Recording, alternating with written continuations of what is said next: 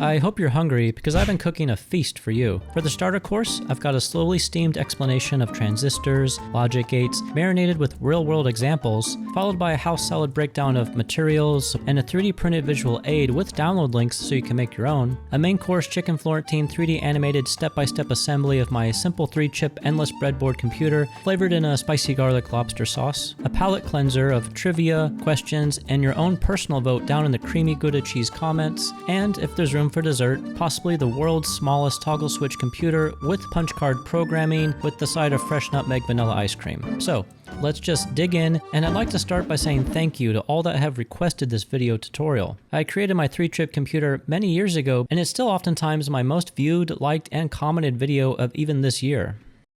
So my goal is to remove the mystery of computers with tactile, hands-on learning. And I would say if you understand computers or you don't understand computers, then this video is for you. Let's have a quick look at the original computer. I made several attachments so it could be functional to control lights, displays, it could play music, it could draw on an Etch-a-Sketch, and it could accept user input and more. But now I want to show you what we will make in this video. And we're going to build it slowly so you can see each part and how it works together. And you can follow along to build it yourself or sit back and watch to see how it works. And if you think it can't add, wait until the very end of this video. These chips truly are the simplest it can get. There's no code loaded onto these chips.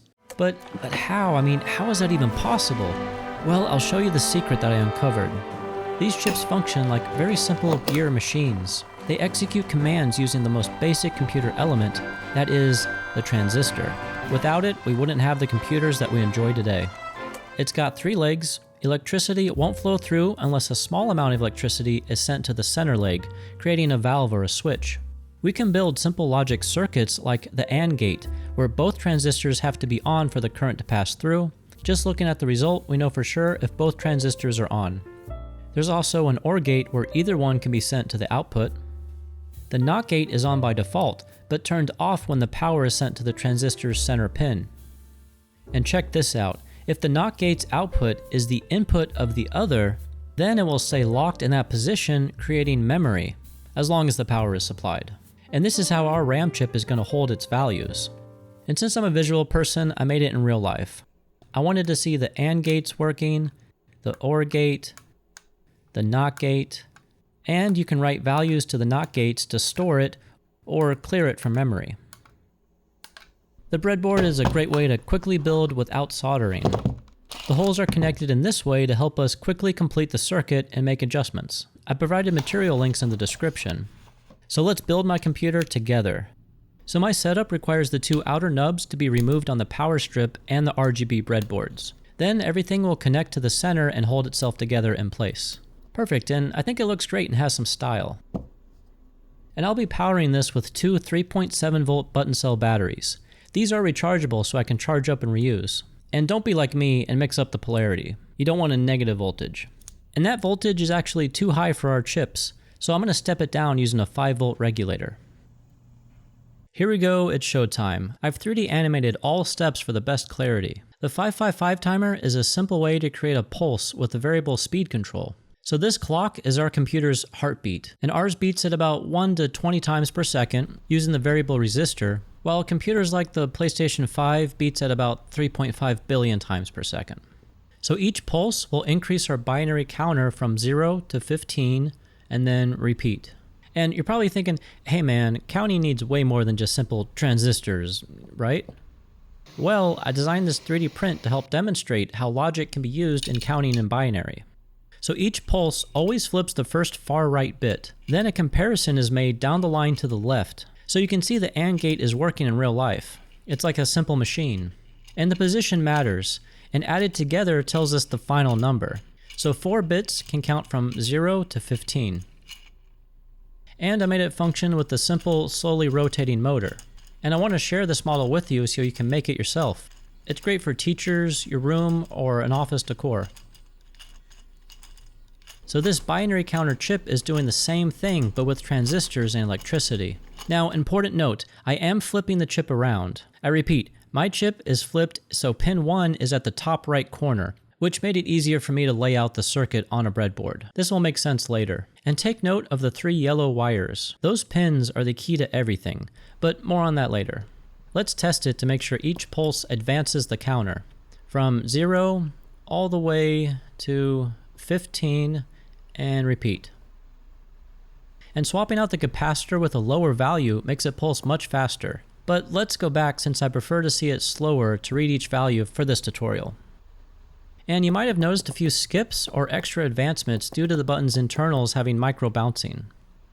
I tried many solutions, but the simplest was to rewire the clock in this layout. So now we can quickly advance through the counter by pressing, holding for automatic counting, or swapping it out with the solid wire for hands-free. Perfect. And I'm a visual person, so I like to think of the RAM chip as an old New York apartment building that's 32 stories high and 8 apartments wide. But remember, our counter can only count up to 15, and for this we only need 7 of the apartments to keep it simple. So the goal is to make our program counter go to each floor and check to see who's home or not. Our first 4 digits are just data, also called operands. It's just data that we can later use for graphics, music, math values, anything. But the last 3 digits are special. We call them opcodes. They can store commands activated when low, like in this case we would jump to floor 8 in our RAM apartment building. Our center opcode will be halt, so the program will simply stop. Our last opcode will reset when the bit is low. We reset the counter to the ground floor lobby of the apartment building. So every click, every pixel, every command is brought to you by these 2 working together. So these 3 opcodes are used all the time in programming. I wrote this simple C code to display hello world, so let's compile it. Did you see it? Alright, let's try it again. Okay. So computers do exactly what we tell it to do and not much more. It displayed it and then it closed. So we actually have to tell the program, hey man, please halt, give me some time to read it, okay? And there's our message to the world. So that's how the halt is used. Reset is similar to a while loop without an exit. It prints, resets, and then prints again forever. Computer programs also jump around in memory all the time. Just like this goto statement, we're going to skip over the hello world to display another message in the code. It jumped to a different line in the code. Even a function is a different place in memory that the program can jump to and then jump back to where it was. It's now time to add the RAM chip to the breadboard, and I'm going to color code the operands with blue LEDs and yellow for the opcodes, even though they're all stored together in each floor of our building. And the white wire can be used later to switch between reading and writing, which is still just using a specific network of transistors to operate. Let's test it and view the random values stored in each of the 16 floors. We haven't set it to our code yet. So we can examine any floor. In this case, we're looking at address 8, and now address 12, and address 15. Now remember when I mentioned the yellow wires were very important? So these pins trigger the internal transistors to reset, halt, or load. And it was at this moment that it gave me the idea to store these high and low values in the yellow LEDs, our opcodes. The stored values in RAM will affect the binary counter. Our RAM chip can read data if the pin is low, or write values with a high voltage. And I'm going to use these dip switches to easily add a positive voltage. And this is the best layout I found for me. And I'm using long wires for the opcode pins, which will make sense very soon. And we can clear the RAM values by switching the RAM pin to high, and keep the opcodes to high power so we don't activate them. So let's write our first program in halt. I'm advancing through the counter and adding data from left to right, like a light chaser. And then on address 4, I'll drop the center opcode so the counter chip pin gets a low voltage, activating the halt. And I'm just going to run through the rest of the code since we don't use it. And then connect the long opcode wires to the yellow LEDs directly. So let's run it and see the data in the order until it halts. The code executed our program exactly like we wrote it to. The clock is still pulsing, but the counter has stopped, which made the RAM stop advancing too. Now let's reconnect the counter opcodes to power, turn on the RAM to write mode, and on address 4, drop the write to reset. And we can predict what will happen. It will get caught in an infinite loop. So let's run our code and see what happens. The data pins display our graphics, and you can swap out the capacitor to loop even faster. And it's possible to go so fast that all 4 pins appear constant, which is similar to a computer monitor. But this is nice to see the reset loop. Now let's jump, a very important action in any and every computer. And you can code anything you want, but I'll be jumping from address 4 to, address 14. Skipping over everything in between. And I'm going to put some data in address 14 and 15 just to recognize it better. So let's run it, and you can see it advancing from address 0 to 5, and then jump to address 14. Almost like calling a different function that happens to be stored in address 14. Even variables that we use are stored in different areas of memory, so you might have to jump to that position to grab its value.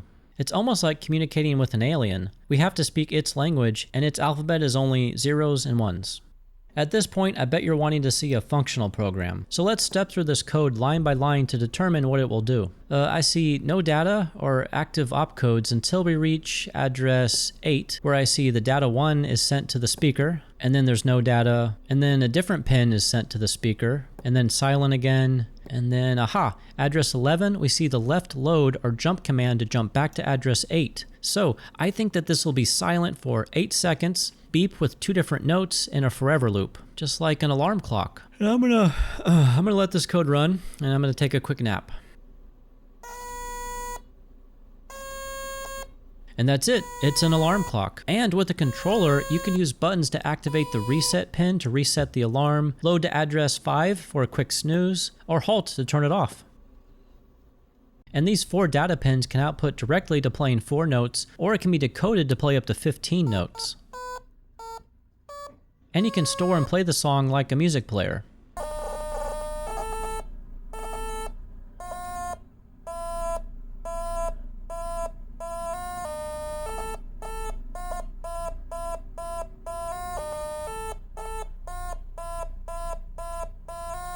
Okay, now I know some of you are saying this is not a computer since it doesn't compute, aka perform math. Well, it actually can. This chip takes 2 numbers, performs math using transistor logic gates to output the result, and I've split the data pins to represent 2 different numbers. So 0 plus 1 equals 1, and 1 plus 0 is also 1. 0 plus 2 equals 2.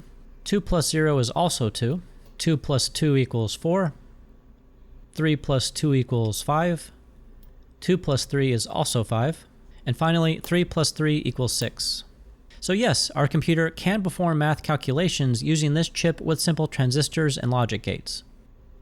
And I really want to make this into my own computer kit to assemble, but this is my largest circuit, so I need to create a larger holder for my CNC machine, which I use to drill the holes, carve the traces, and cut out the board. And let's give it some personality with a little paint.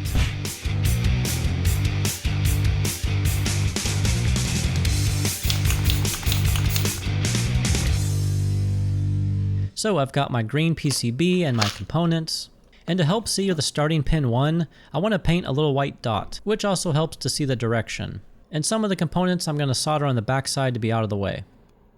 What time is it? Oh, time for a quick soldering montage.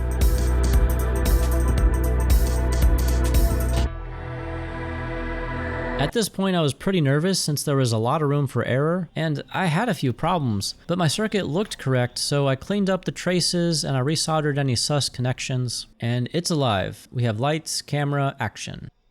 And I 3D rendered a few different colors to get your opinion in a poll, and you guys voted for green.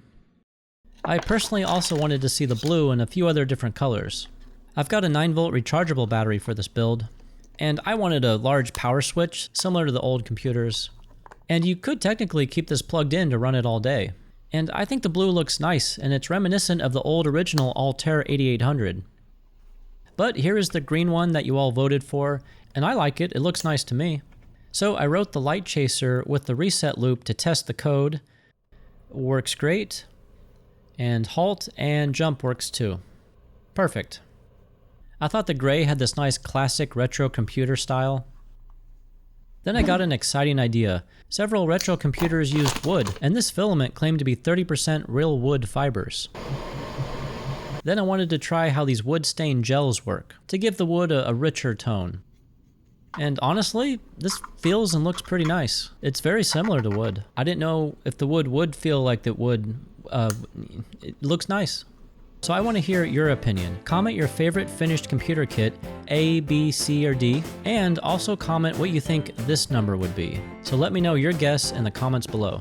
And I have a dream to shrink this design down even more and add toggle switches and punch cards to store the programs. And I hope to expand the counter and RAM to make a functional playable game. How cool would it be to write code this way? What a rare and unique computing experience. I really hope that there's someone on YouTube that would have a lot of fun programming on the world's smallest toggle switch computer with paper punch cards. If you build this computer and you make it to do something, post it and send me the link. I'd love to share what you made with everyone in part 2. Thank you for making it this far. It's been a lot of fun hanging out with you. Let's hang out again sometime, and I'll see you next time.